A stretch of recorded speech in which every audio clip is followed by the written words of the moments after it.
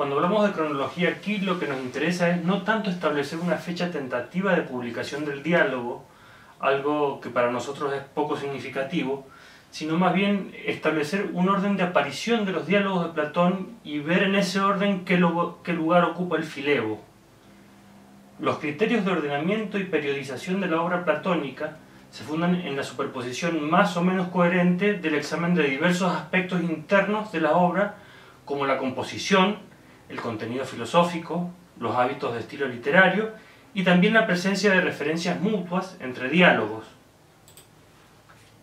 Cuando Platón ha introducido en un diálogo una referencia a otro diálogo, estamos en presencia del elemento de prueba más seguro para determinar si un diálogo es anterior o posterior a otro, pero esto ocurre muy pocas veces y en el Filebo no tenemos este tipo de alusiones, al menos no explícitas, como las vemos por ejemplo en el comienzo del Sofista, 216a, en el que se hace referencia al final del Teeteto, o la que vemos en el Timeo, 17c, 19b, en donde Platón establece por medio de un resumen puesto en boca de Sócrates una continuidad dramática evidente con lo discutido en la República. Si no podemos valernos de una referencia de este tipo para el Filebo, sí tenemos como forma de establecer al menos con qué grupo de diálogos podemos vincularlo cronológicamente mediante los estudios realizados con pruebas lingüísticas estilométricas. La periodización de la obra platónica a partir de la estilometría ha alcanzado un grado notable de aceptación entre los especialistas, dado que cruza información estadística de usos lingüísticos del autor, lo que le da a estos estudios una base empírica que libra las especulaciones sobre el orden de los diálogos de cierta arbitrariedad en las que habían caído los estudiosos que querían encontrar la secuencia de redacción de los diálogos a partir de una evolución del pensamiento filosófico contenido en ellos o en una suerte de progreso de sus capacidades compositivas y literarias. Estos criterios sometían a la obra platónica al esquema preconcebido de cada especialista sobre lo que creían debía ser su evolución, lo que es un evidente error metodológico. Se puede intentar establecer la evolución del pensamiento de un autor conociendo la fecha de redacción de sus obras, pero evidentemente hacer lo inverso, esto es, establecer un orden de redacción a partir de una supuesta evolución compositiva o filosófica, es completamente aventurado. En cambio, la estilometría funda sus hallazgos en datos más seguros. El punto de referencia es las leyes, que por el testimonio de Diógenes Laercio sabemos que fue el último diálogo escrito por Platón. En esa obra se determinó cierta frecuencia en el uso de distintos vocablos, giros e incluso preferencias de formas dialectales sobre otras, y se estableció otro grupo que pudo ser justamente caracterizado como el que se opone polarmente a este último por los distintos hábitos en cuanto a la elección de giros y usos lingüísticos, y se estableció también un grupo intermedio. Aunque los resultados de estos estudios no son unánimemente aceptados, y no ofrecen una uniformidad completa en sus resultados, sí ha logrado un amplio consenso, sobre todo porque estos estudios también han sido sometidos a un grupo de control, cuando Ritter, en 1910, lo aplicó con éxito a las obras de Goethe, de la que se conocía la cronología previamente. Pues bien, la estilometría en sus diversos resultados nos dice que el Filebo pertenece al tercer período. Este método no puede determinar con precisión el orden interno de cada grupo, es decir, no podemos establecer con absoluta seguridad, por una diferencia cuantitativa de ciertos usos lingüísticos, si el Filebo es anterior o posterior al Timeo, por ejemplo. Y no faltan autoridades que han defendido un orden u otro. Y de hecho existe la posibilidad de que algunos diálogos en el interior de uno de estos grupos fueran redactados total o parcialmente en forma simultánea. No sería extraño que una obra de la magnitud de las leyes haya sido redactada durante un tiempo prolongado en el que también se pudo superponer con la redacción del Filebo. Podemos en cambio pensar con cierta seguridad que el Filebo es posterior a la República y el Fedón, y estos a su vez son posteriores al Gorgias y al Protágoras. Mencionamos estos diálogos en particular porque han cubierto de diversa manera el tema del placer, que es en el Filebo uno de los elementos fundamentales de la discusión. Con esta secuencia en firme, ahora sí podemos arriesgarnos a intentar descubrir cómo el pensamiento platónico va determinando de manera progresiva su consideración sobre el placer. Otro tanto podemos hacer con el modo en que aquí se consideran las ideas, como vamos a ver a continuación.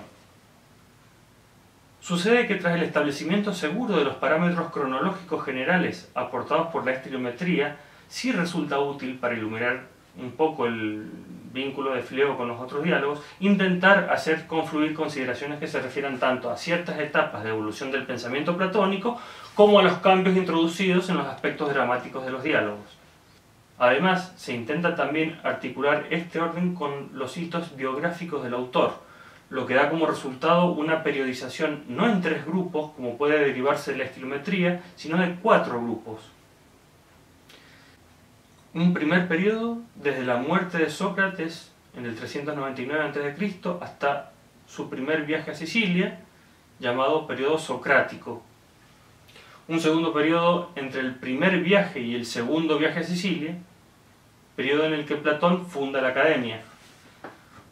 Un tercer periodo entre el segundo viaje a Sicilia y el tercero, y un cuarto periodo posterior al tercer viaje, hasta su muerte.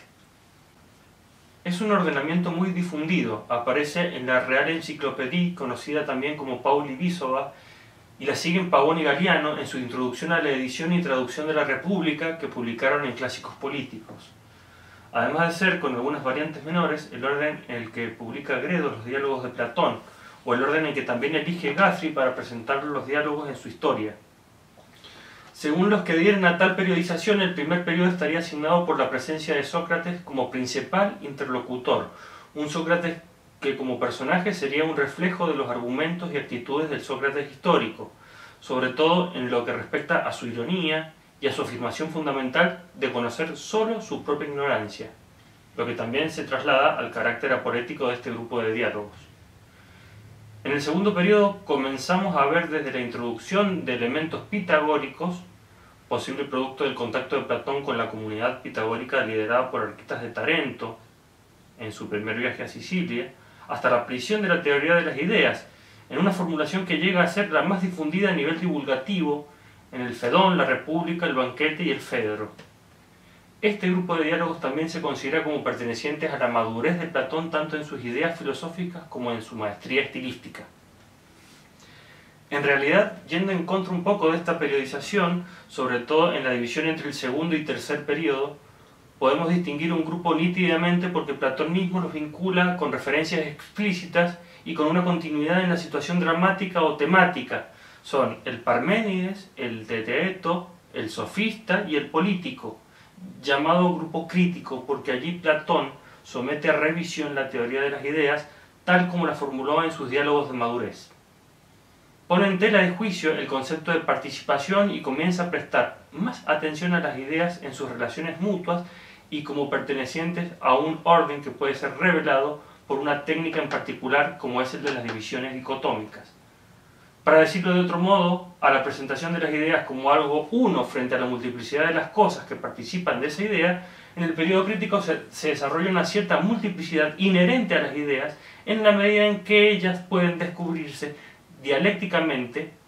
que están en una relación equivalente a las que media entre un género y sus especies.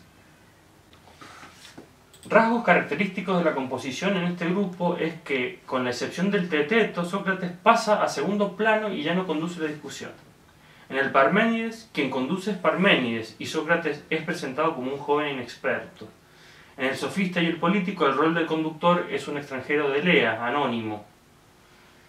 De a poco se ve relegado a un segundo plano el vigor de la composición del diálogo también. Los especialistas a menudo recuerdan que el pensamiento de Platón no solo se debe buscar en los discursos de los participantes del diálogo, sino también en la situación dramática, en el desarrollo de la discusión y en el carácter y personalidad de los interlocutores. Esto, que es incontestable para diálogos como el Protágoras o el Fedón, por mencionar solo dos, cambia en el periodo crítico y en el siguiente llamado de vejez. Se desarrolla menos la situación inicial, tienen lugar exposiciones extensas y continuas, pronunciadas por personajes algo despersonalizados, y estos discursos son apenas interrumpidos por personajes contestadores que solo pronuncian afirmaciones y negaciones sencillas sin comprometerse demasiado en una tesis determinada,